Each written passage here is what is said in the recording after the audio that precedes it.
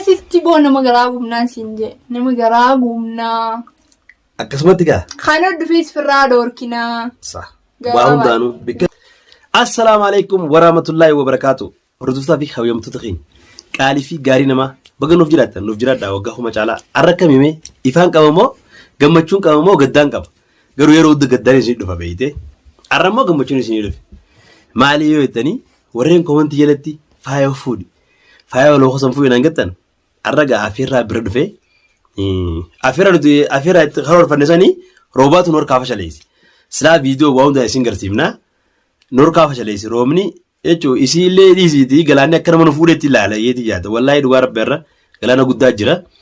Takkasiiti har'a gaa maaliin dhuftee jechuun isin oolamu waliin nan dhufeen ilmi namaa tokko gisee dhalaa bira jiruu fi gisee dhiira bira jiru gammachuu qabu yookaan immoo dhalaachuun warqii dhugaa dubbanne namni of kaaf jaartii duraan qabaatee jaartii isa yoo bira hin jiraanne hangamta akka mashkuula ta'a hangamta gammachuu qabaa namni beekuu fi namni hin beekne warri min jaartii qabdan ni beektan namni jaartii bira jiru gammachuu gatti qabu jaartii fakkeenyaaf jaartii akka tijjaa sana osoo hin taane jaartii ni jiraam jaartii raasiyaa jaartii tasin xuyine tasin aarsine tasin daarsine ta'e akkasii jettee achoo hayyoonni keenya yookaan namni keenya du'aa itti nu godhu akkasiiti gaa abbaleen kiyyaa akkasitiin afeeraa dhufee afeeraa sana akkasiin harkaa lafan laaqamtee laaqamtus garuu gammachuu numaan qaba.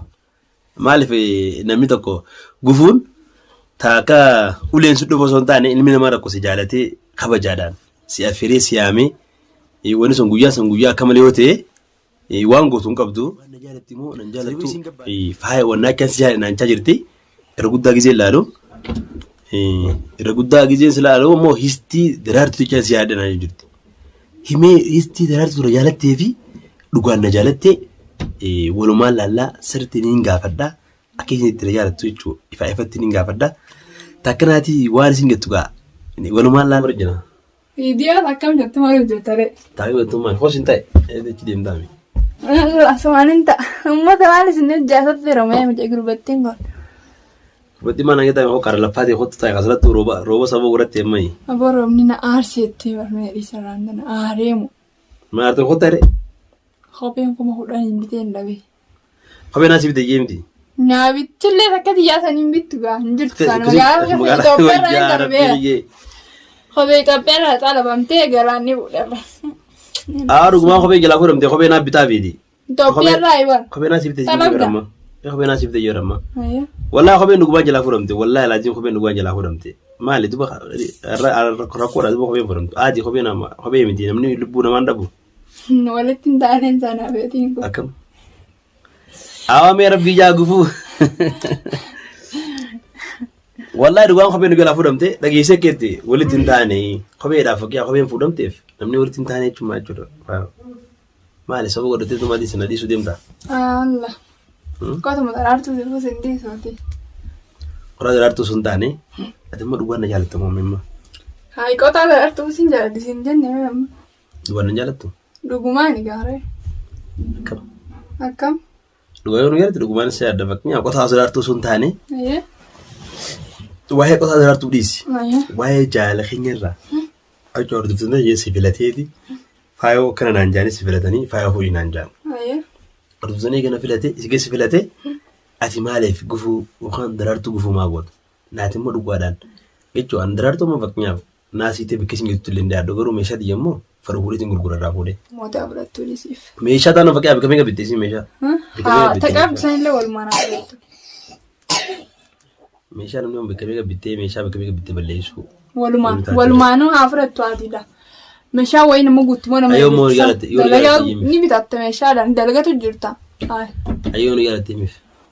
Naan harkiin himteefi dhoositti himteefi kamettee. Kaatti akka nimee faalaalanii maal gootaati isaanimmoo. Isin himtee jirtee kan yaalattu amma. Mee akkanuma laala anaa turre jaalatamoo nama fuula isaanii beektanii nama jaalala irra qabuuf maa qishaan qofattaasu? Ayyee. Isheen maa qofatti? Haa ta'u itti fafeeyye. Ishiitii waa hundaaf amma jechuudha. Yaaddaa dura jaalli tun akkamii yookaan immoo jaalti akkama gootu yoo beeytee yoo hubatte rakkooti yoo hunda yookaan waa hunda naaf hubattaa jee yaadan. Akkayyatti. Tanirraa biyya fakkeenyaaf dhugaan na jaalatte jaalattiin haa qabdu ta'a akkamii jaalaloo jechi jaamu kun maali? Jaalala jechi jaamu maali?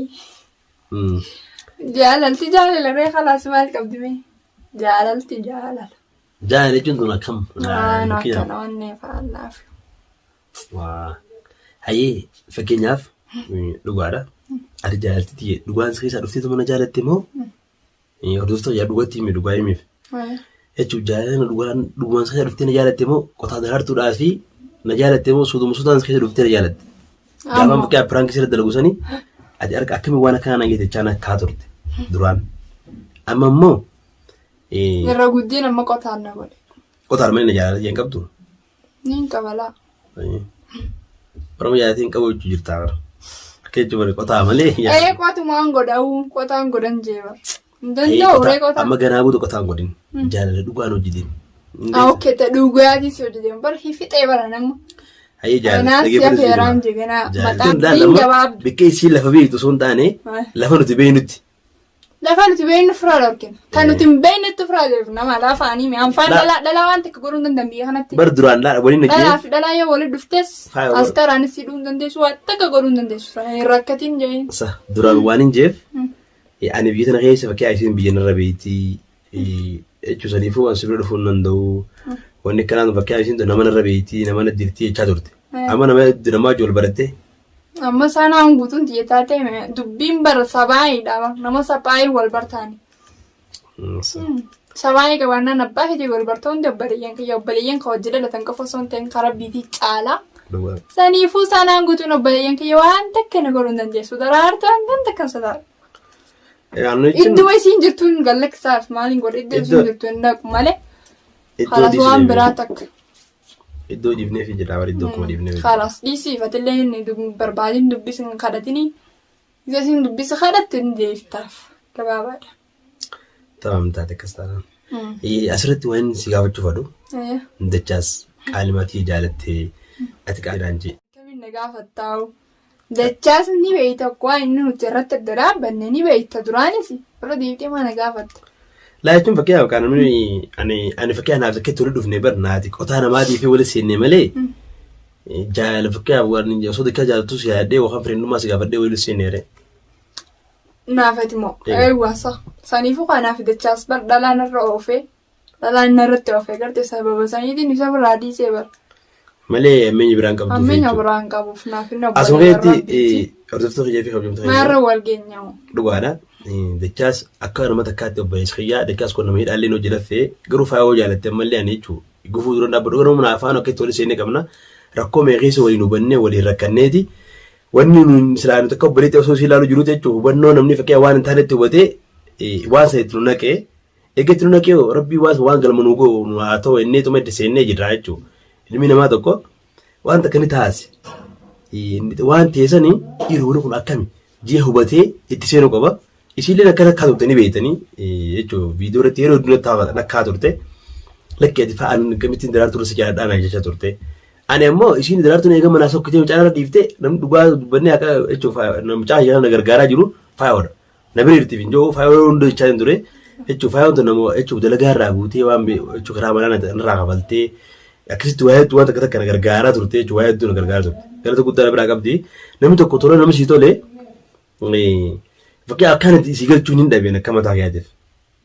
Yoon fakkii isii jaalladhe namni tokko yoon jaalladhe irnaa hojii jeetiin namni amma akka naa tolee yoo jaartii taate fa'aa booda hedduu naa toltii yaada joortiin isii jaalladhe yeroo tokko isiillee ammaa isumaan naafilee hedduu of kee warri jalatti naa barreessitanii akkanatti naa filtan filee isin waan isin naan gettanii ammaa deebi'ee jaalachuu danda'e takkanaati obboleeyyan kiyyaa ilmi namaa tokko wal jaalachuu ni jira ammoo dachaas yoo qirii faayoo cina qabaatte dhiifama ani faayoo akka nama takkaatti isin duraan isin eegeessi wal dhiiftanii jaaladde ammoo sammuu si waan kan san dalagee egaa ijoollee gubba jaalattee ijoolleen si gubbattuu yaa'ii goote sabsanitti jechuun waan ni beekamu uummanni harkaa jira waa hundaa jechuun wanni ilmi nama tokko fakkii warreen ati bareedu tanaa akkamitti nama jaalatta jettanii namni gisee lafan bahin waan isin hima dhageeffadha namni tokko ammoo suuratti naarree dakkasanii akkanatti malee asinillee biyyaa barachiifuu jaalattanii Jaalanne. Egaa. Inni sanumaa odalaan irratti oofe. Inni dandeettii maali waan isin dura lafa jiruuf dalaguus wannaa miti. Gaatara keetti faamiin hammeenya qabaa billaahi. Faayoon naachi dalagaa irraa guuteeti jechuun faamii hottu jettee isii bira jira. Takkanaa dabbaleen kiyyaa egaa du'aayi nu godhaadhaa bikka daraartuun jirtutti illee inni illee ni dhiyaadhu yoo itti dhiyaadha gaasilattuu ni beektan daraartuun aan harkaa inni na tokko gaazii dandeessu ammoo wanni isiin deemtuun ni beektan ammas ummanis karaalee ittiin dhiyaatin ni naan jaan yoo isiitu itti nama latteessisanii waan akka isin jooniisi waan isin jettu immoo yuutuubii yoo dhiibtu dhiiftee jettee yuutuubii harka qabsitee illee jechuudha sanuutu silaanaa hartee numaan fadha yoo manguddummaan gaafadhee jechuudha waan kiyyoon daddabaafannee nagee afurannee anillee nageeyaan butiitti bareedduu nageeyaan jedhadhee waan adda addaa diraamaan isin dhufa ganaa booda an dubbiin tunurraa xumuramnaan diraamaan isin dhufa obboleeyyan kiyyaa tarnaa maa gettaa meeti diraamaan dhuftaaf moo ganaa booda mee maa gettaa eeganaati ni jiraami.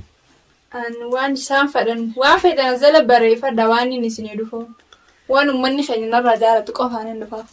Akkasii. Wanti isaan siree jaalatan faamii jaaladhu isin jaanii akkamitti taa'amee jiratti. Faamii jaaladhu hin jeennu. Yaaddettee booda naggaran gariin gaamma sirna jaalatte.